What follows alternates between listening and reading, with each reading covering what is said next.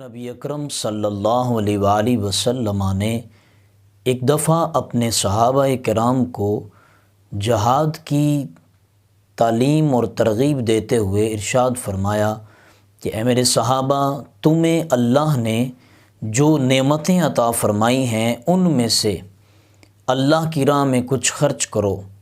چنانچہ اپنے پیارے رسول کا یہ فرمان سنتے ہی صحابہ کرام اٹھے اور اپنے گھروں کی طرف دوڑ لگا دی۔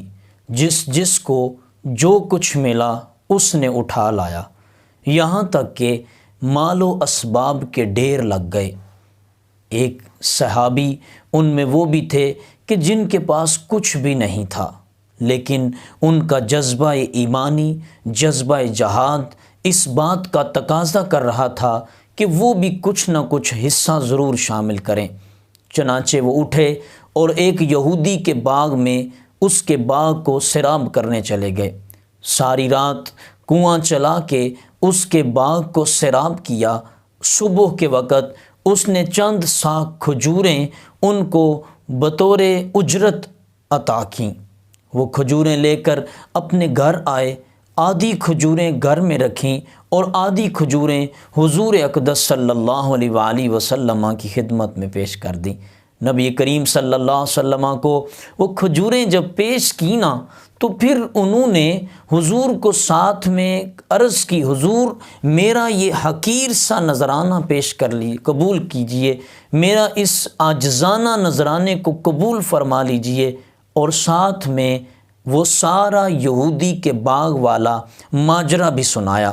نبی اکرم صلی اللہ علیہ وآلہ وسلم نے جب اپنے صحابی کے جذبہ، اس کی عقیدت، اس کی محبت، اس کے ایمان کا یہ حال دیکھا تو حضور نے دوسرے صحابہ سے مخاطب ہو کے فرمایا، اے میرے صحابہ، اس کا مال لے لو اور جتنے مال و اسباب کے ڈھیر لگے ہوئے ہیں ان سب پہ یہ تھوڑی تھوڑی کھجوریں رکھ دو، کیونکہ اس کی یہ کھجوریں اس قدر خلوص اور محبت کے ساتھ یہ لے کے آیا ہے کہ اللہ کریم اس کی کھجوروں کی برکت سے دوسروں کے مال کو بھی قبول کر لے گا۔ مجھے یاد پڑتا ہے مرشد کریم نے حضور ضیاء الامت علیہ رحمہ کے دور کا ایک واقعہ ہمیں سنایا کہ حضور ضیاء الامت کے دور میں ایک شخص روزانہ کی بنیاد پہ محنت کرنے والا، ایک مزدوری کرنے والا، ایک دہاڑی دینے والا آدمی حضور ضیاء الامت کے دور میں ہر ماہ 2 روپے دارالعلوم کی خدمت کرتا تھا۔ ایک وقت ایسا ہوا کہ 1 مہینہ اس نے خدمت نہیں کی، دوسرے مہینے بھی اس نے خدمت نہیں کی۔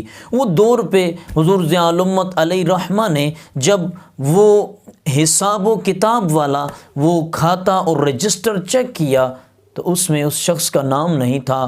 آپ نے سوچا شاید وہ بیمار ہو گیا ہو، شاید اس کو کوئی مجبوری ہو، چلیں پتہ کرتے ہیں۔ اس کی عیادت کرنے کے لیے حضور ضیاء الامت اس کی خبر لینے کے لیے جب اس کے گھر تک پہنچے، اس کے اس دیے ہوئے ایڈریس اور اس کے پتے پہ پہنچے، حضور ضیاء الامت کو دیکھ کے وہ خوشی سے پھولا نہ سمایا۔ اس کو حضور کے آنے کی بہت خوشی ہوئی۔ پوچھا کیسے آنے ہوا؟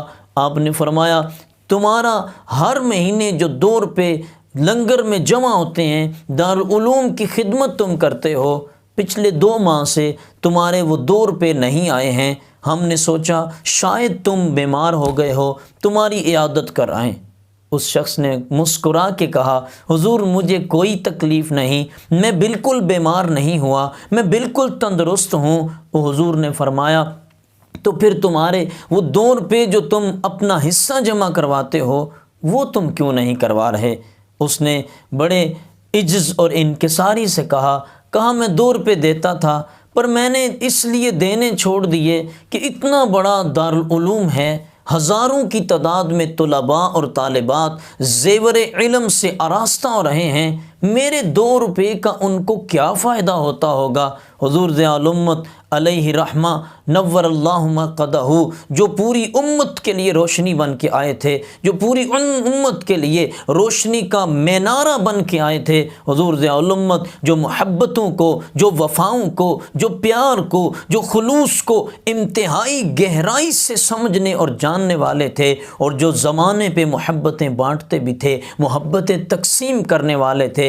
آپ چونکہ حقیقی محبتوں کا شعار تھے، آپ نے کہا میاں آپ کے نزدیک وہ 2 روپے کوئی بانا نہ رکھتے ہوں، پر ہمارا یہ اس بات پہ ایمان ہے کہ آپ کے وہ 2 روپے اتنے خلوص والے ہوتے ہیں، اتنے محبت والے ہوتے ہیں، اتنے خالصتاً دیے گئے ہوتے ہیں کہ تمہارے 2 روپے کی وجہ سے اللہ ہمارے باقیوں کو بھی قبول فرما لیتا ہے۔ قل ان صلاتی و نسکی و محیای و مماتی للہ رب العالمین۔ جب بندہ خلوص کے ساتھ اپنا سب کچھ، اپنا تن من دن، موت و حیات، اپنی قربانی، اپنی زندگی، سب کچھ اللہ کی راہ پہ نچھاور کرتا ہے، پیش کرتا ہے، رب کے دین کی خدمت میں لگا دیتا ہے، پھر پروردگار اس کو یہ مقام، یہ مرتبہ اور یہ بلندی عطا فرماتا ہے کہ اس کو قرب خداوندی نصیب ہو جایا کرتا ہے۔